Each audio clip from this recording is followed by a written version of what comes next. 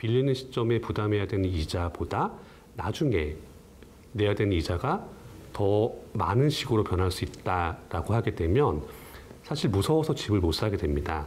그래서 그럴 때 사람들이 취하는 가장 일반적인 방법은 관망하는 겁니다. 그러니까 돈이 있어도 손에 쥐고 집을 사거나 큰일을 벌이지 않고 지켜보는 겁니다. 이렇게 있다가 나중에 집값이 더 내리거나 하게 되면 그때 사면 되니까요. 그런데 그때 이후로 2년 정도가 지나고 나니까 일각에서 우려했던 것처럼 그렇게 집값이 크게 폭락할 것 같진 않고 어느 정도 빠지긴 했지만 더 빠지는 건 아니었죠. 그리고 사람들은 이 정도 시간이 지나게 되면 아무리 주택 구매를 조금 미뤘다고 하더라도 결국에는 일상생활로 돌아가게 됩니다. 작년처럼 크게 위축되었던 상황과 비교해서 아무래도 거래량이 좀 더 늘 수밖에 없고 그 와중에서 가격도 좀 더 변동되게 됩니다.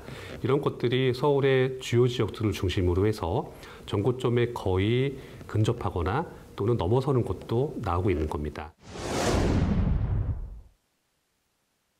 기본적으로 스트레스 DSR이라고 하는 것은 대출을 해주지 않겠다는 게 아니라 종전보다 대출을 좀 더 까다롭게 하겠다는 겁니다.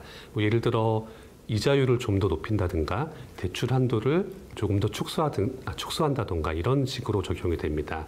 그런데 이것과 동시에 그러니까 가계대출을 관리하는 방안과 동시에 적용되고 있는 것이 정책금융입니다. 대표적인 것이 신혼부부나 출산 가정에 지원되는 저금리 대출들이 있죠. 그래서 이런 방법들이 동시에 병존하는 상황에서는 아무래도 가계대출을 관리하는 것에 대해서 일부 한계가 있을 수밖에 없습니다. 그런데 가계대출 관리라는 측면에서 본다면 이런 부분들을 엄격하게 적용할수록 나중에 남는 결과는 글자 그대로 가계대출을 관리하는 겁니다. 그런데 현재 국내에서는 아무래도 아이들을 많이 낳지 않게 되면서 인구 감소, 고령화 이런 것들이 모두 문제가 되고 있습니다. 그 때문에 저출산 대책이라는 측면의 한정에서는 지금과 같은 정책금융을 아무래도 지속할 수밖에 없고요. 그리고 스트레스 DSR이 적용이 된다고 하더라도 이것 자체가 전 정부 때 있었던 아주 드라마틱한 대출 규제는 아닙니다. 그러니까 전 정부에서는 예를 들어 서울에서 LTV 70%가 적용되는 것을 어느 날 갑자기 LTV 40으로 바꿨습니다. 이런 식의 드라마틱한 규제는 아니기 때문에 현재 2년 전과 비교해서 위축되었던 시장이 다시 활성화되고 있는 추세가 단순하게 스트레스 DSR을 통해서 위축되거나 다시 억눌릴 것이라고는 보기가 쉽지 않습니다. 그 때문에 당분간 서울과 주요 지역의 집가 상승 추세는 꾸준히 이어질 것으로 보는 게 더 적절합니다.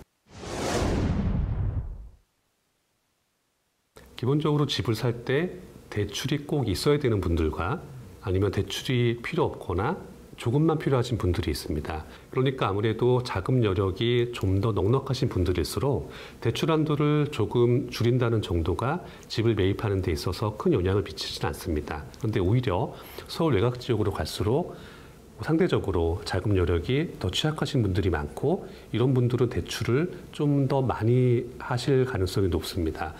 자, 이렇기 때문에 아무래도 지역에 따라서 대출 규제의 여파가 조금 다르게 나타날 수밖에 없습니다. 핫 컨텐츠 앤 뉴스 HCN